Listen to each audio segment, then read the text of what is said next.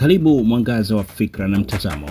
Leo tunachambua hatima ya Irani kufuatia uteuzi wa Mujtaba Ali Khamenei kuwa kiongozi mkuu na jinsi Washington inavyoweka mguu wake chini katika mchezo huu wa hatari wa geopolitics.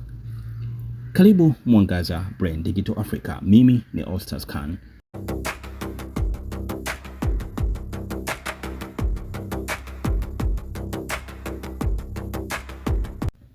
Uteuzi wa Mujtaba Khamenei umekuja katika kipindi ambacho Irani inahitaji mshikamano. Hata hivyo, kuteuliwa kwake kumezua maswali mengi kuhusu uhalali na uwezo wake wa kudhibiti mfumo wa kijeshi na kidini wa nchi hiyo.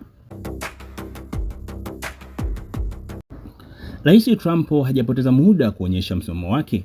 Hapa tunachambua nukuu zake muhimu. Alisema, "The appointment in Tehran is a joke.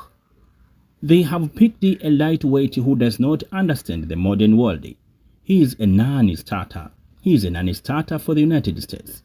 Akiwa na maana kwamba uteuzi wa mjini Teherani ni mzaha mtupu. Wamechagua mtu asiye na uzito ambaye haelewi ulimwengu wa sasa. Ni mtu ambaye hawezi kuanza mazungumzo na Marekani. Trump anatumia mbinu ya delegitimization kwa kutumia neno lightweight. Anamlenga Mujtaba moja kwa moja, akijaribu kuonyesha kuwa hana hadhi ya kurithi mamlaka ya baba yake. Huu ni mkakati wa kumtenga kiongozi mpya mbele ya jamii ya kimataifa na kupunguza uungwaji mkono wake ndani ya Irani.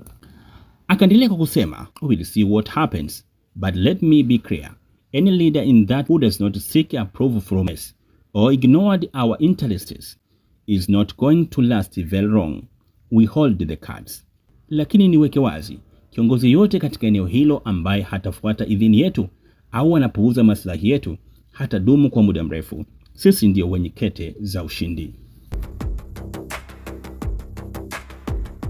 Hapa Trump analejea sera maximum pressure. Kauli ya "we hold the cards" inaashiria imani yake kuwa Marekani ina nguvu za kiuchumi na kijeshi zinazoweza kusambaratisha mfumo wa Irani. Hii ni lugha ya vitisho inayolenga kumfanya kiongozi mpya ajihisi yuko hatarini tangu siku ya kwanza. Mtazamo wa viongozi wengine wa Marekani, sio wote Washington wanaona mambo kama Rais Trump.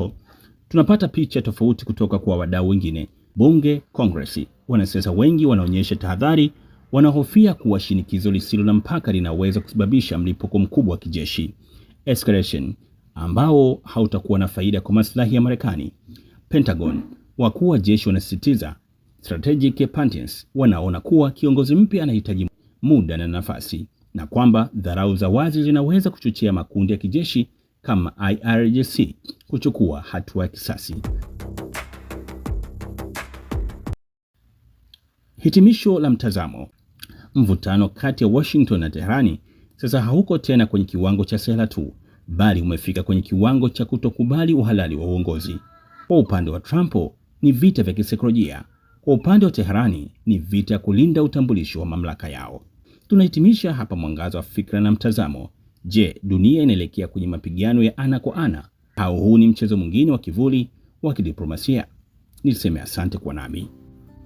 Mwangaza Brain Digital Africa ni mwangaza kwa wote. Asante Ustadh Khan kwa elimu.